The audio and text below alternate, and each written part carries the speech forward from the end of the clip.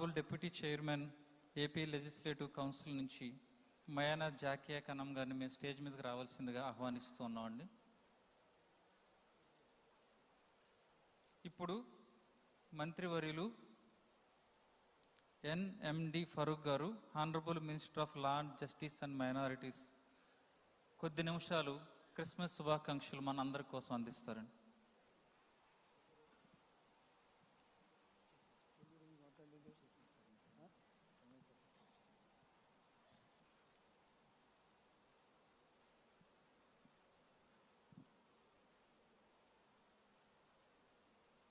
గౌరవనీయులు, పూజ్యులు, మన రాష్ట్ర ముఖ్యమంత్రి శ్రీ నారా చంద్రబాబు నాయుడు గారికి, అదేవిధంగా సహచార మంత్రివర్యులు, కౌన్సిల్ చైర్మన్, డిప్యూటీ చైర్మన్ గారు, legislative assembly chairman, deputy chairperson గారు, మరి పెద్దలు పాస్టర్లు వచ్చారు, ఫాదర్లు వచ్చారు, అదేవిధంగా బిషప్లు కూడా వచ్చారు. వారందరికీ నమస్కారాలు తెలియజేస్తా ఉన్నాను. ఇక్కడికి విచ్చేసిన మహానుభావులు అందరూ కూడా చాలా సంతోషం, చూస్తుంటే చాలా సంతోషంగా ఉంది. ఈరోజు ఈ కార్యక్రమం చేయడానికి కారణం, రేపు క్రిస్మస్ ఉంది కాబట్టి క్రైస్తవ సోదరులందరికీ శుభాకాంక్షలు తెలియజేసిన అవసరం ఉందని చెప్పి ఈరోజు ఈ కార్యక్రమం రాష్ట్ర వ్యాప్తంగా, ఇక్కడ జరిగే కార్యక్రమం రాష్ట్ర వ్యాప్తంగా జరుపుకోవడానికి అవకాశం ఇచ్చారు ముఖ్యమంత్రి చంద్రబాబు నాయుడు గారు. అందరికీ కూడా ఒకటే కాదు, రెండు కాదు, ఆ అవకాశాన్ని మనం సద్వినియోగం చేసుకుంటా ఉన్నాం. కాబట్టి మన కష్టాలు ఉన్నాయి, ఇబ్బందులు ఉన్నాయి, అవి తీర్చడానికే వారు ఇక్కడికి వచ్చారు. మీరు ఆలోచించుకోవాల్సిన అవసరం ఉంది. క్రైస్తవ సోదరులారా, నేను కూడా ముస్లింను, మీరు క్రైస్తవులు, మనమందరం ఒకే ఆర్జిన్ నుంచి వచ్చిన వాళ్ళం. మీకందరికీ బాగా తెలుసు. ఇక్కడ భారతదేశంలో ఉండే ముస్లింలందరూ కానీ క్రైస్తవులు కానీ బాగా పేదవాళ్ళం మనమందరం. మనకెవరు ఆదుకోవాలా? ప్రభుత్వాలు ఆదుకోవాలా? యా ప్రభుత్వం ఆదుకుంది మమ్మల్ని? మీరు ఆలోచించినారా? ఎవరన్నా ఆదుకున్నారా మిమ్మల్ని? మనకెవరు ఆదుకోవాలా? ప్రభుత్వాలు ఆదుకోవాలా? యా ప్రభుత్వం ఆదుకుంది మమ్మల్ని? మీరు ఆలోచించినారా? ఎవరన్నా ఆదుకున్నారా మిమ్మల్ని? గత 5 సంవత్సరాలు ఒక పని ఏమైనా జరిగిందేమో క్రైస్తవులకు? చెప్పాలని ధైర్యంగా అడుగుతా ఉంటా. కేవలం మహానుభావుడు చంద్రబాబు నాయుడు గారు దయచేసి తప్పని చేయలేదు. 2002 హైదరాబాదులో క్రైస్తవులు కూడా చర్చిలకు డబ్బులు ఇవ్వాలని నిర్ణయం తీసుకోవడం జరిగింది. అంతవరకు లేదు. ప్రవేశపెట్టిన వారు చంద్రబాబు నాయుడు గారు. అప్పుడు పాల్ బియాన్ గారు వచ్చి సార్తో చెప్తే, సార్ నన్ను పిలిపించి ఫరూక్ వాళ్ళు కూడా ప్రవేశపెడదామన్నారు. వారికే కాదు, సిక్కులు కూడా మా అమీర్పేటలో గురుద్వారా కూడా కట్టించా మనం. నేను రాష్ట్ర వ్యాప్తంగా, నేను నా నియోజకవర్గంలో ఎక్కడ కావాలంటే ఎక్కడ చర్చలు కట్టించా.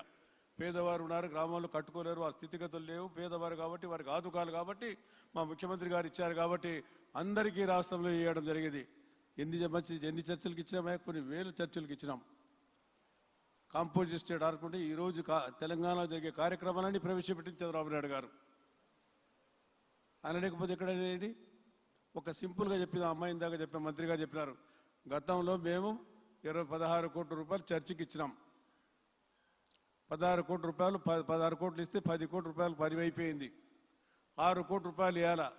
5 సంవత్సరాలు అయిపోయింది. 1 రూపాయలు ఇచ్చినారా? మీరు ఎవరన్నా అడిగినారా?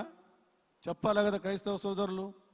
మావాడేం ఏం చేశాడు మావాడు అని చెప్పాలి. మనం ఏం చేశాము చెప్పాలి కదా, ఆయనకి సమాధానం చెప్పాలి కదా. ఫరూక్, నీకు ఇచ్చా మంత్రివర్గం, నీ వాళ్ళు ఏం చేశారంటే నేను చెప్పమంటారు?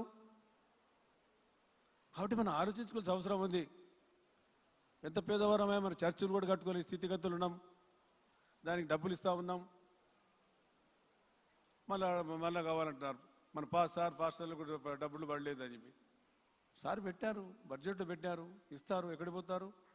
మీరు మార్పు రావాలా, మాలో మార్పు రావాలా. కాబట్టి నేను కోరుకునేది ఏమంటే, ఎన్నో మంచి కార్యక్రమాలు చేశాం. 1, 2 ఎన్ని చెప్పాలండి?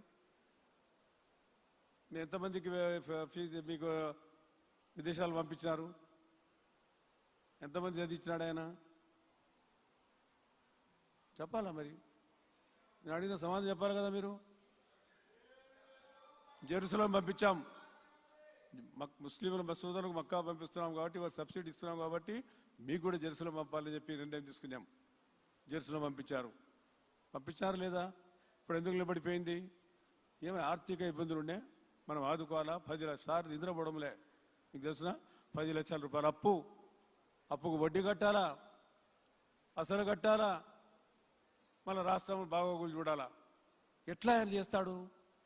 కష్టపడతాడు, సంపాదిస్తాడు, రాష్ట్రాన్ని ముందుకు తీసుకుపోగలుగుతాడు. ఆయనకు తప్ప ఎవరికి లేదు. కాబట్టి అటువంటి వారిని మనం ఆదుకోవాలి. మన మాటల్లో కాదుగా, చేతుల్లో చూపించాలి. మనం ఆ కార్యక్రమం జరగాల. మనలో జరగకపోతే ఎట్లా? మనం మార్పు రావాలా. 1 రూపాయన్న చర్చికి ఇక్కడ ఎన్ని వేలు చర్చిలు కట్టామా చదవాలనుకుంటే? ఎన్ని ఇచ్చినామయ్యా?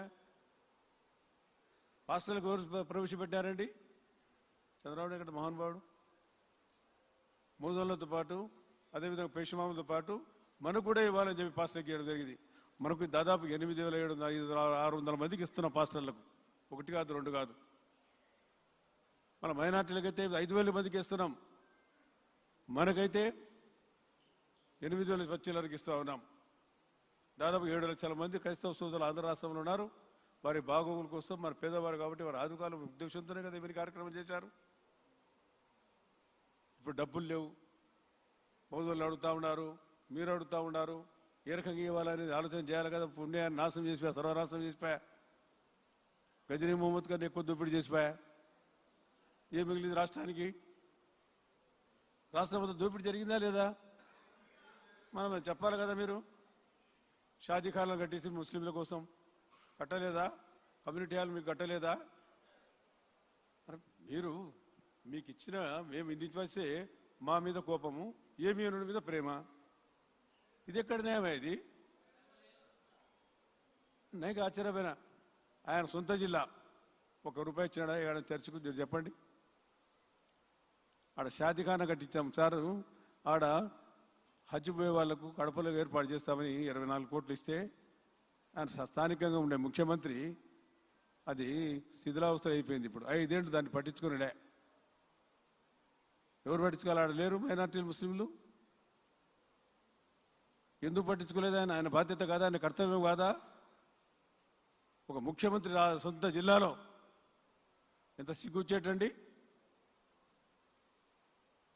కాబట్టి ఏదైనా చేయాలంటే మహానుభావుడు చంద్రబాబు నాయుడు గారు చేస్తారు. మీరు అడుగుతా ఉన్నారు. ఈరోజు మంచి రోజు, మన కొత్త సంవత్సరం వస్తూ ఉంది. మనం ఆలోచించుకునే సంవత్సరం ఉంది. పనిచేసే వారికి పని చేయాలి మనం. అది నేను ముఖ్యంగా కోరుకునేది.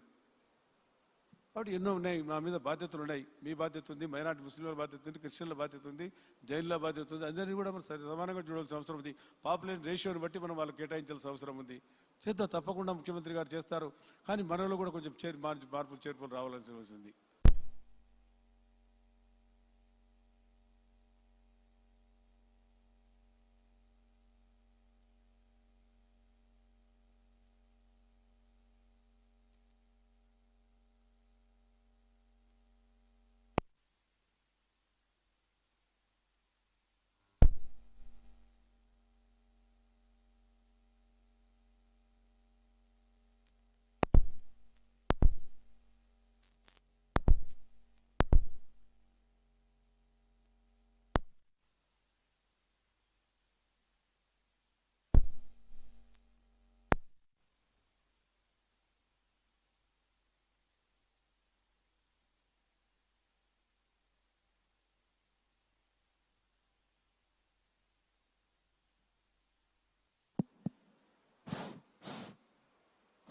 హలో,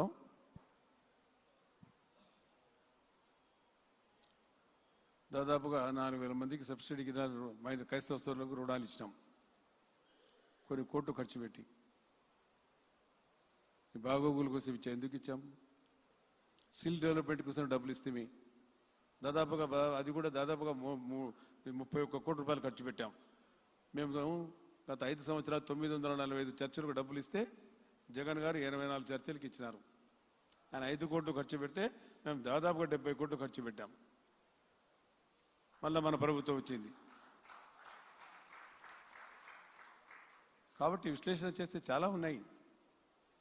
నేను చెప్తూ పోతే ఏదో పొలిటికల్ డ్యాన్స్ కాదు ఇది. ఏదో ఒక పండగ కోసం ఈరోజు కార్యక్రమం ఏర్పాటు చేశాము. మీకు అందరి శుభాకాంక్షలు తెలియజేయడానికి ఈ కార్యక్రమం పాల్గొనడానికి మేమందరం వచ్చినాము. కాబట్టి మేము నూతన సంవత్సరం కాబట్టి నూతన వరవడిలో పోవాలా. మనం మన రాష్ట్రాన్ని అభివృద్ధి కోసం మనం అంతా ప్రార్థన చేయాలి. ఇక్కడ వచ్చిన మహానుభావులంతా కూడా పాస్టర్లు కానీ ఫాదర్లు కానీ మీ అందరికీ చేతులు సరిస్సు ఉంచి నమస్కారం చేస్తాం. మా ప్రభుత్వం కోసం మా నాయకుని కోసం ప్రార్థన చేయండి. రాష్ట్రం బాగుపడాలా, ప్రజలు బాగుపడాలా. ఎందుకంటే చాలా విషయాలు చెప్పడానికి గౌరవ వేతనాన్ని గురించి అడిగినారు. నేను చెప్పాను గౌరవ వేతనం దాదాపుగా మీకు 29,50,00,000 ఇవ్వాలా. అది బడ్జెట్లో పెట్టడం జరిగింది. మైనార్టీలకు బడ్జెట్ ఎంతయా? 4,300 కోట్లు. 4,300 కోట్లు సంక్షేమ కార్యక్రమాలు పోతే 2,800 కోట్ల రూపాయలు మన బాగోగులకు వచ్చి ఇచ్చినారు.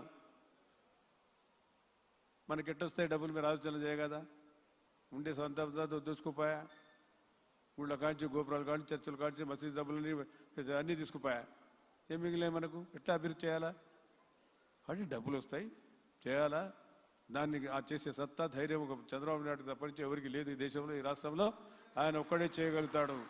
ఈ మీకు తెలుదు. ఈ ఇందాక రామకృష్ణరాజు గారు చెప్పారు, నేను ఈ చర్చలకు మొదలు పెట్టినప్పుడు మా బాధలు మాకు తెలుసు, మా దగ్గరకు వచ్చి గొడవ చేశారు, మీరు ఎట్లా ఇస్తారు వాళ్ళకని చెప్పి. సరే అవన్నీ అయిపోయినాయి. 2000 దాదాపు 2 సంవత్సరాలు అయిపోయింది. కాబట్టి ఈ కార్యక్రమాలు మన రాష్ట్రంలోనే కాదు. షాదీ ముబారక్ పెట్టివి, షాదీ ముబారక్ తీసేసి ఆయన కళ్యాణం ఎవరికైనా ఇచ్చినాడా? అందరు గొడవ పెట్టిరి.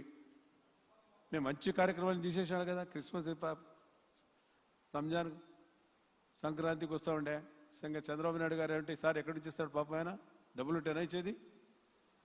కానుక వస్తుండే కదా, క్రిస్మస్ కానుక. క్రిస్మస్, సంక్రాంతి, రంజాన్ కూడా మళ్ళీ మార్చి నుంచి వస్తూ ఉంది.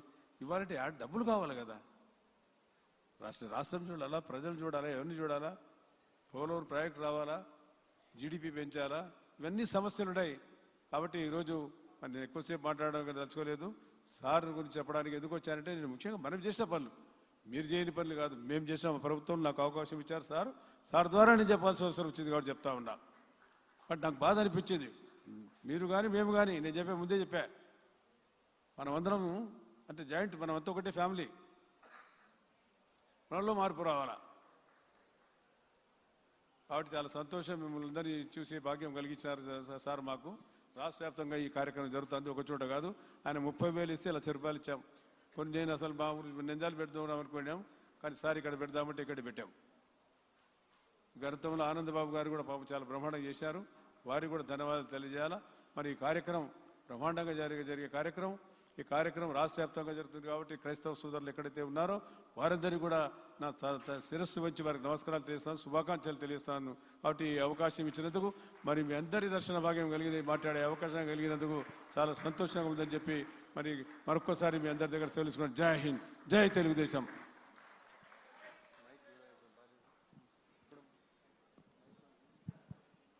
Thank you sir, thank you so much.